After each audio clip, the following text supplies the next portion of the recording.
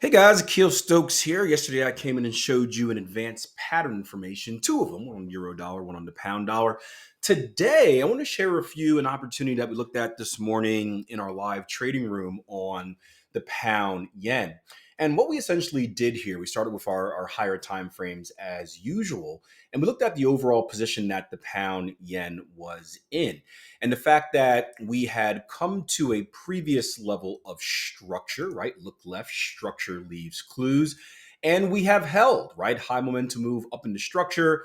We have another candle right here yesterday, which held that structure. And today we're getting a big engulfing candle showing us that price action has held that level, at least for right now. We also have the RSI in the overbought position as well. If you look at my RSI, if you guys knew, I haven't adjusted to 80 as being my overbought. So I'm really looking for those extreme overbought levels. And what we did this morning in our live trading room was look at the hold that happened here, right? The test, the retracement, the retest. And we looked at this as being like a 26-18 trade where there's an opportunity. Well, there was opportunities on both sides, right? A break to the upside would give us a bullish opportunity that hasn't happened. So we're not going to worry about that. So what we did was we drew out a level right here where if we broke to the downside, this green line, then we would look for a bearish continuation trade to our next inside level of structure, which is this red line right here. Again, you're not going to see too much on it, but if you zoom out your charts, you can see this red line represents structure, structure, structure right here. And then if you go down to a lower time frame, we kind of zoomed in on that level to give us a more precise zone. Now, I didn't mention this. I'm trying to catch up on you since I didn't do the original analysis here. Another clue that we had as price action was working up was divergence on the RSI. So you see price action continuing to put in higher highs, RSI putting in lower highs. Divergence is when your indicator and or oscillator and your price action, your price chart are showing kind of conflicting signals. So anyway, the point that really matters is we were looking for a violation of these lows right here. I'll erase everything and draw it back on.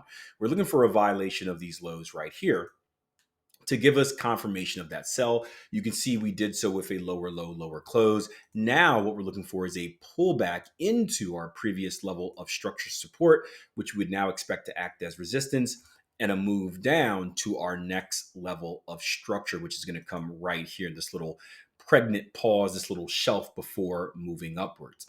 Now, a few other things you can do if you're looking for extended targets, right? You can bring in an AB equals CD pattern. It's going to be a little bit early for that because we don't know how deep the retracement is going to be. But once we get that retracement, you can attach that equal measure move and project a move down. You can also bring your Fibonacci's. Take a Fibonacci extension, for example, from our swing high right here to our swing low and back up, and look for the 127 level, which is where our first targets are at. You can look for an extension down to the 1618 level as well for maybe a secondary target. Of course, if you're someone that's into volume as well, we can use our volume profile tool, drag it from our swing low to our swing high up here, and look for any clues on where the big volume spikes may come. Again, as you probably would expect, the bigger one comes at the level that we already have our first targets on, but you can see there's a little bit of a gap after that, and then volume starts to increase a little bit lower right here, right above that 168 even handle psychological number. And then we really start to see the bigger increase down here as well. So again, just giving you a few options of things you can do to look for secondary targets or just larger targets if you are a little bit more aggressive as a trader. But the main thing we need to pay attention to is we're looking for a little bit of relief. So a pullback trade into previous structure. So the area that we just broke and or higher, and then an opportunity to get short and trade it back down to about 169.50s. As always, if you have any questions or comments about here, I know I'm all over the place because I'm rushing this thing before I head out of the office for the day. But if you have any questions or comments, feel free to leave them below. I love talking trading, if you can't tell.